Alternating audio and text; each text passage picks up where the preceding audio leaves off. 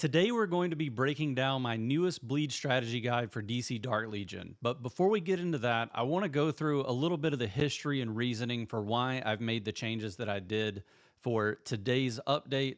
And for that, we'll have to look at the old bleed strategy guide that I made back in July. So I'll throw that one on screen for just a moment so we can talk about it. And the reasoning for coming up with this first bleed strategy guide was the bleed calendar was removed from the official Discord page, and that bleed calendar kind of had what was coming down the pipeline through to the current bleed, and you could kind of get a sense for, okay, if I start on a new server, this is what I'm going to be seeing.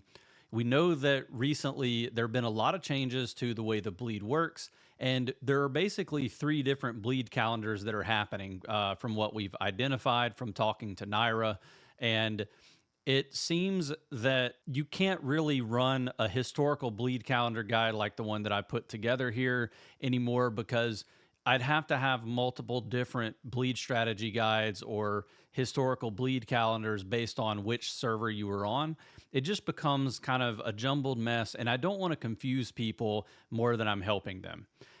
I got some really good feedback about this initial bleed calendar, and I know a lot of people appreciated the amount of time and effort that went into it. And I think a lot of people did find it helpful for deciding which teams to go after, which bleed champions to pull for.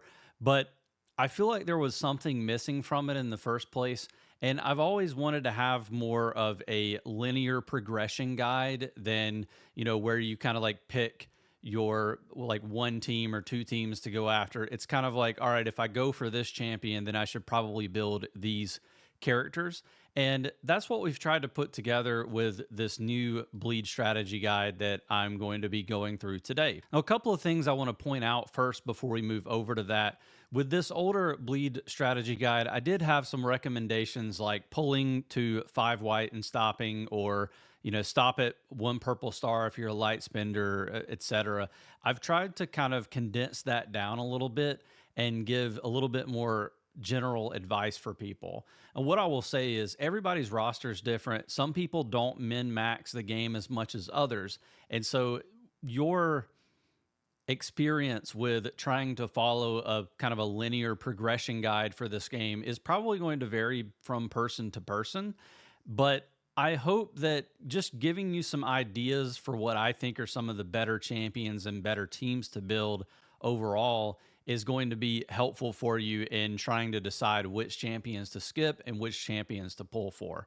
The new guide and this old guide are not meant to be this is what you have to do to have a good roster. I think a lot of smart people disagree with some of the recommendations I make.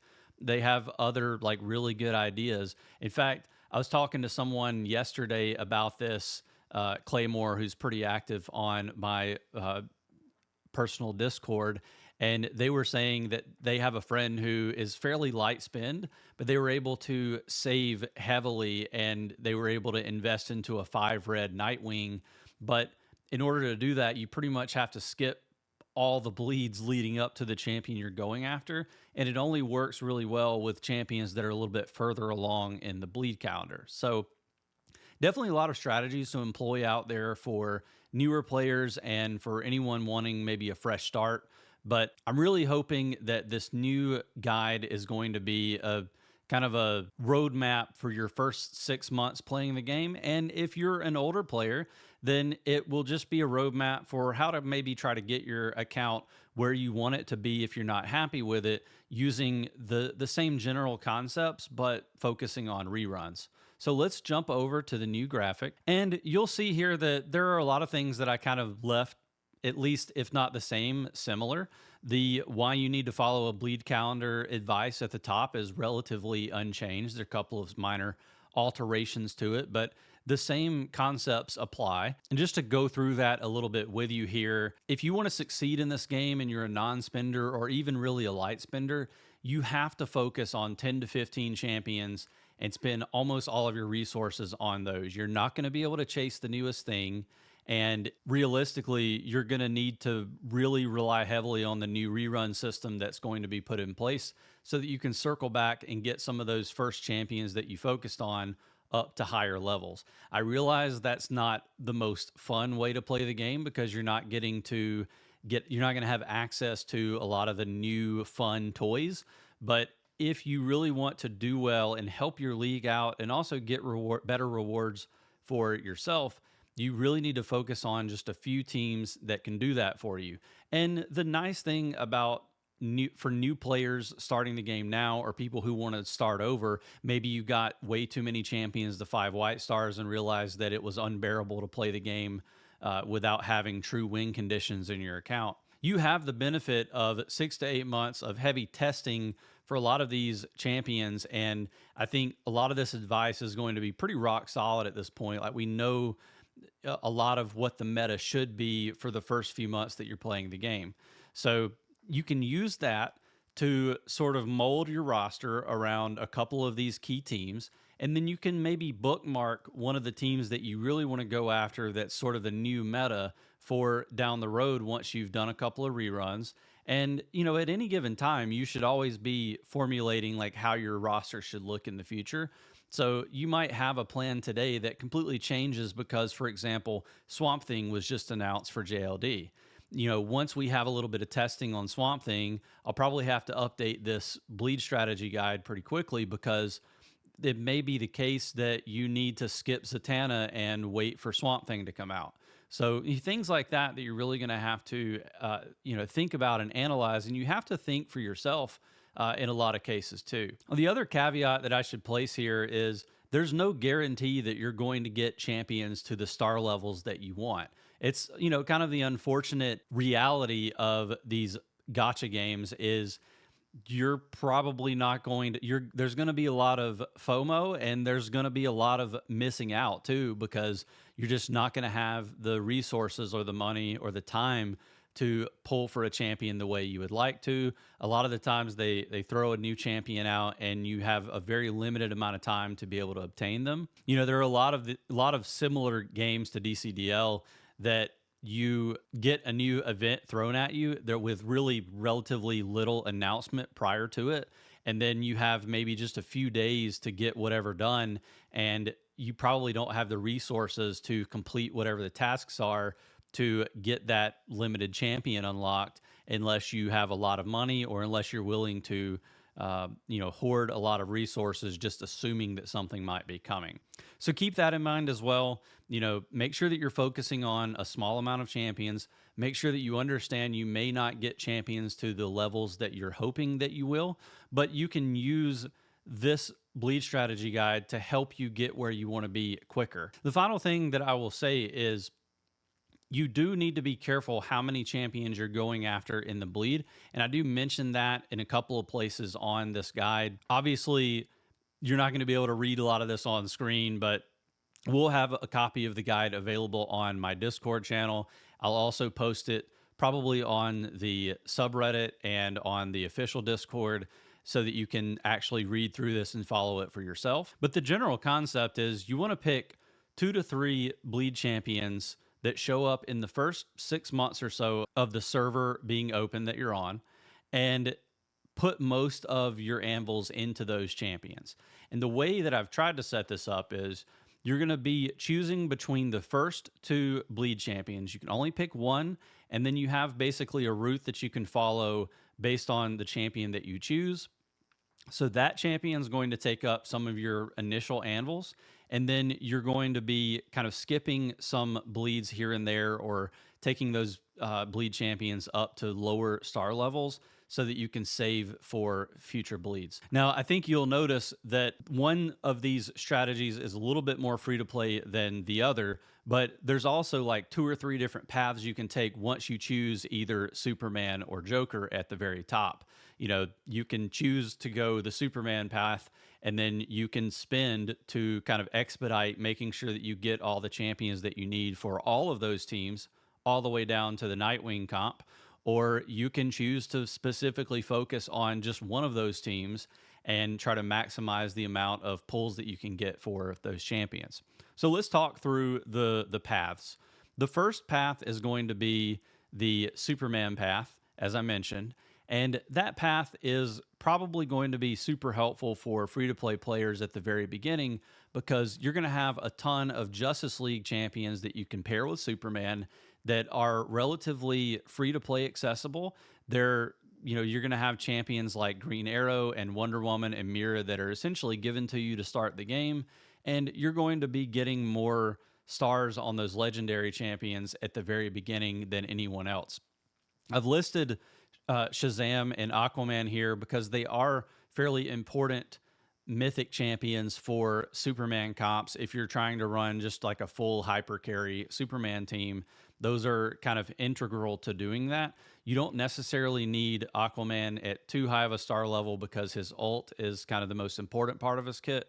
But Shazam, like you have to have him at 5 white just for base usability. And then, of course, we have champions like Cyborg and Flash, which for the most part, it doesn't matter what team you're building, those champions are worth investing in over time. And you should definitely be using them if you get them even at 0 stars. They can be quite beneficial to your roster. Once you've been playing for a couple of months and you've gone through the Superman, Joker, Scarecrow, Deathstroke, and Sinestro bleeds, you should have a pretty large stockpile of anvils sitting around, and it should be fairly easy for you to go after Zatanna to probably, if you're a non-spender, 5 white or 2 blue stars, and then make sure that you're saving most of your anvils for Constantine.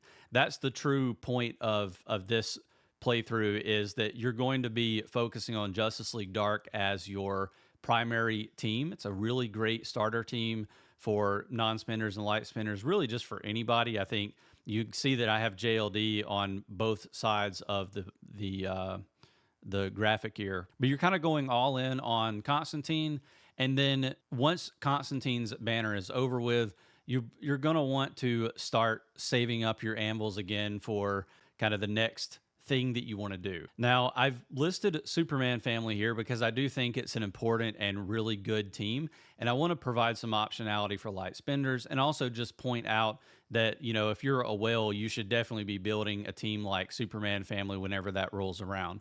For the most part, free-to-play players shouldn't be pulling for Supergirl whatsoever because it's just going to be very difficult to get that team to work. If you're just dead set on a Superman family team, you can pull for Supergirl, but just know that until you get back around to her rerun, you're probably not going to get much use out of her. And also just know that you pretty much need the entire Superman family team at a very high functioning level if you want it to work out. So if that's the route you're going, you almost kind of need to go for Superman and then skip everything up until you get to Supergirl, and then you could possibly make that team work out fairly well. And then the last item in the path here, and really this is kind of like both paths converge back to the Nightwing team, but you can go after Nightwing. It might be a little bit difficult depending on which bleed calendar you're in, because I know in some cases Nightwing happens almost immediately after Constantine. But now that they've added this rerun schedule, the hope would be that once we get to the Constantine banner, maybe it goes to the 1 month calendar, and then you have a little bit more time to save for Nightwing.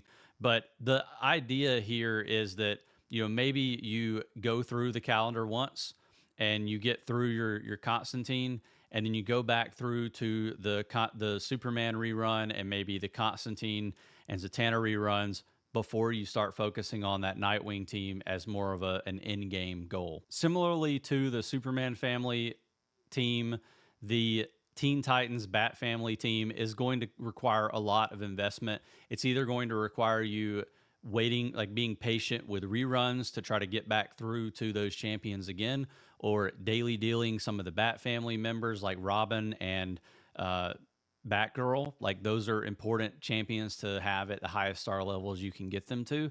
And frankly, they do require either 8 to 12 months of playing the game free to play, or probably some daily deals to be able to get them where they need to be.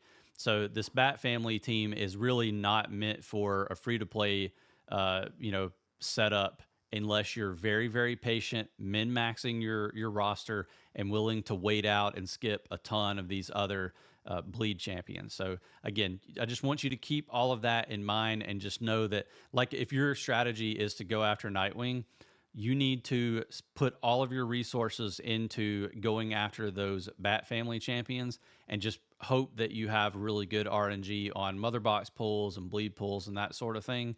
And then maybe consider opening your pocketbook if you're a light spender to go after some of those players. But one thing you're probably asking, based on what I just told you, is why do I have the free to play tag on Nightwing if his team requires so much investment? And the reasoning there is he's an incredibly plug and play champion. You can pretty much throw him on any team and he's going to give you really good results.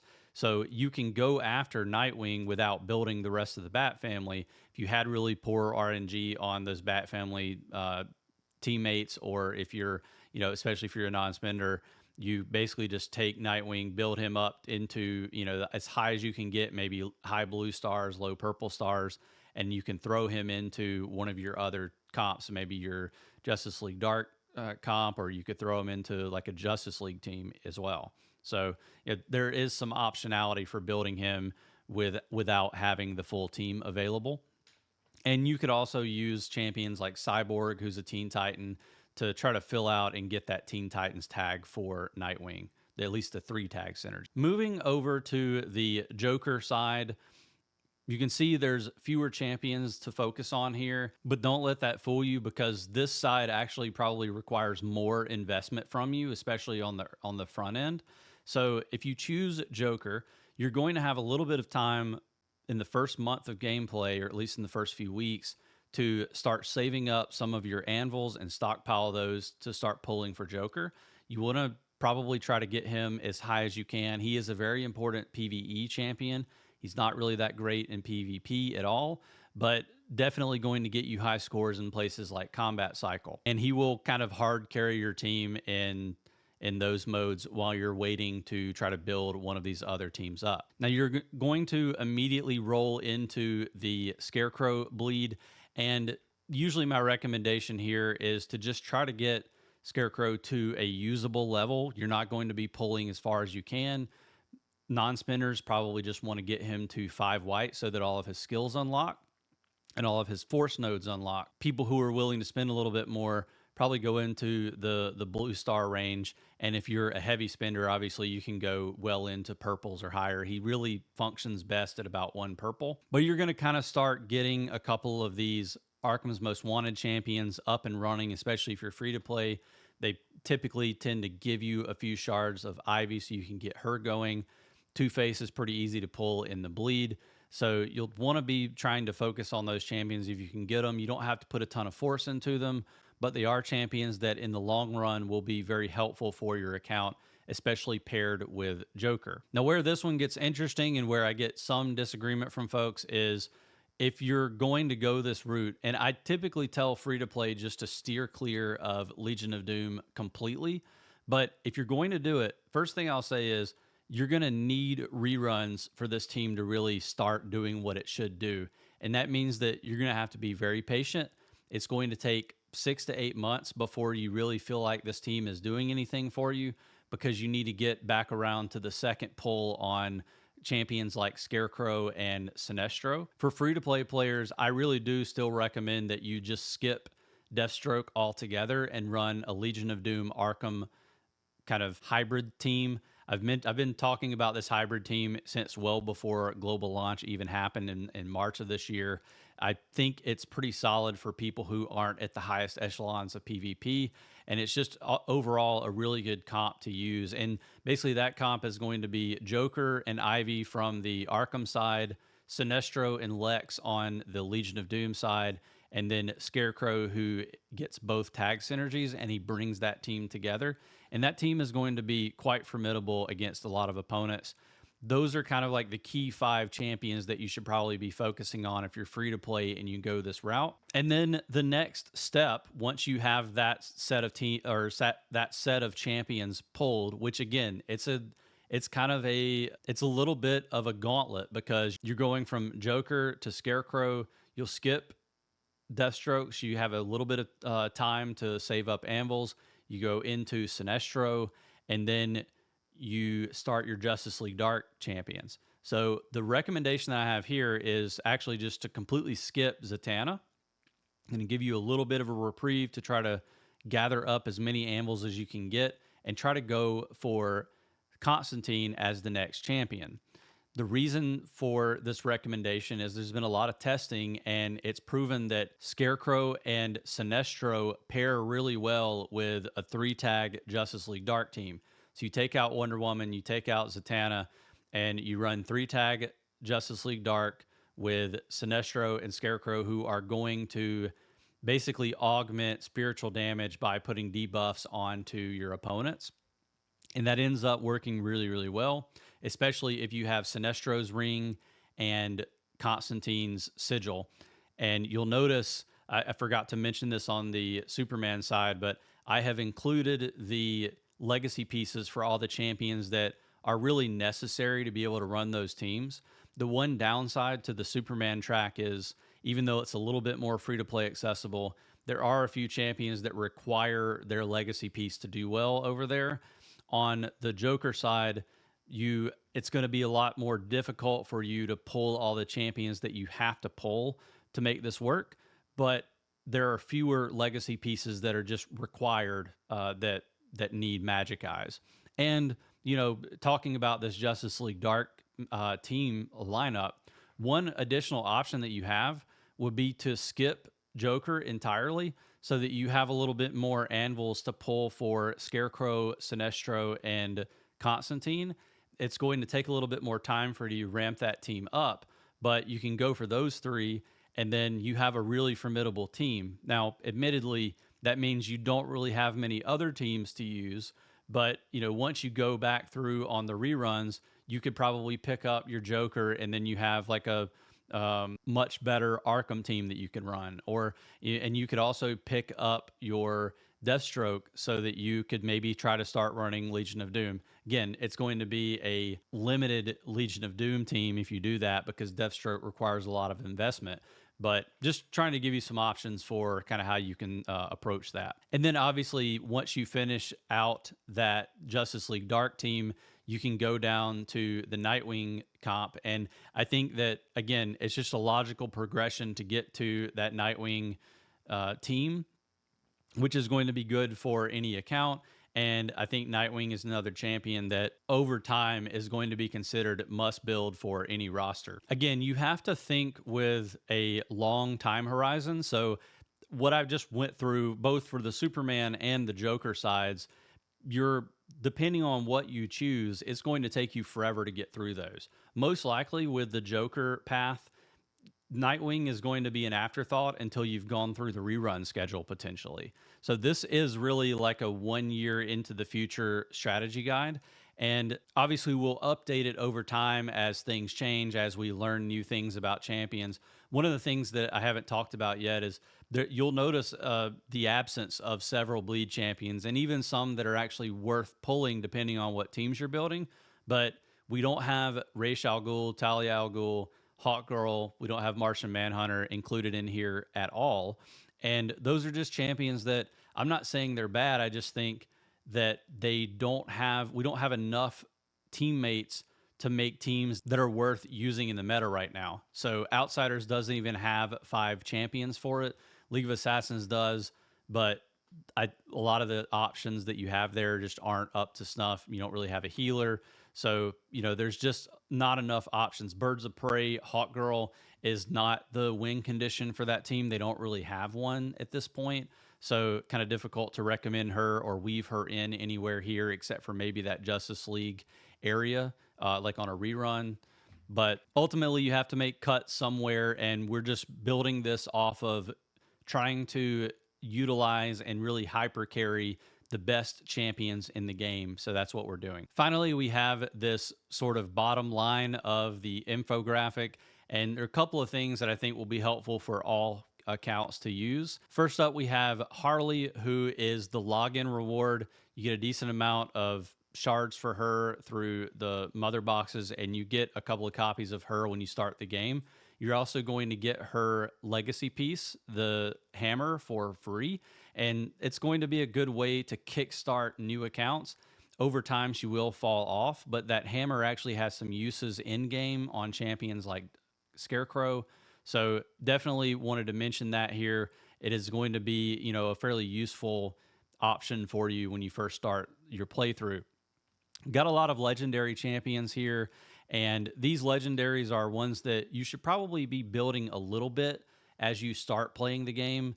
Over time, you're going to be replacing them with mythic champions, but I've included a few here that are kind of timeless, I would say. They're ones that you could use on most comps, and they cover the full range of all the teams that we're building above that. One that I didn't include here that probably could go in would be Killer Croc for like a Legion of Doom setup. Definitely one worth considering. You can kind of run a discount Legion of Doom setup while you're waiting on reruns using Killer Croc, Black Adam, Captain Cold, that sort of thing. So definitely some options here in the legendaries to kickstart your account. Take them to the first level of force, maybe let them sit there for a little while. If you know you're going to be using them longer term and you're a non-spender and you don't really care about min-maxing, some of these you can definitely take to a higher force level like Wonder Woman, Mira, Green Arrow, maybe a couple of others here, like Black Adam.